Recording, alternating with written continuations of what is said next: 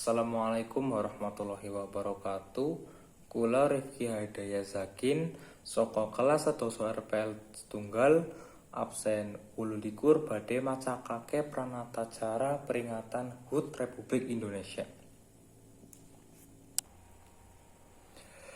Kawula nuwun ingkang kinurmatan Bapak Kepala Sekolah saha para guru ingkang kula hormati, ing dumateng para siswa muda-mudi ingkang kula tresnani.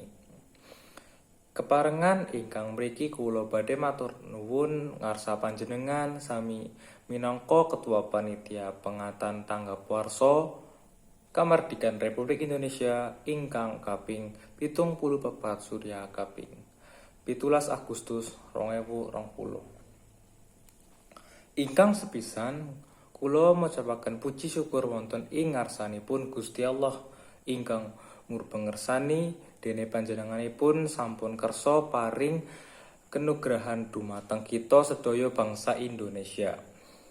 Katan ing dalu punika kita sampun dipun parengake makempal kanthi wilujeng ing papan punika saperlu sami senggah tirakatan ing malem 17 Agustus punika.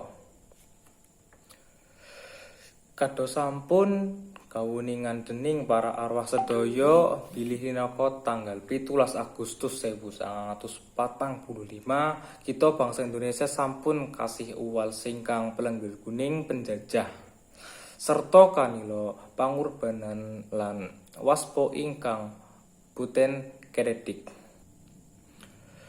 Para pemimpin kita sampun kasih maosan teks proklamasi kamardikan Republik Indonesia dateng saindenging bawana saengga sadaya bangsa ing mancanegeri sami mangertosi bilih sampun lahir satunggalih negeri enggal ingkang name Indonesia. Ing dinten benjang enjang tanggal 17 Agustus 2020 negara kita Republik Indonesia jangkep yuswa 74 tahun. Awit saking punika ing tirakatan dalu punika kita sadaya badhe sesarengan lalenggahan saperlu mengerti dinten kamardikan kita.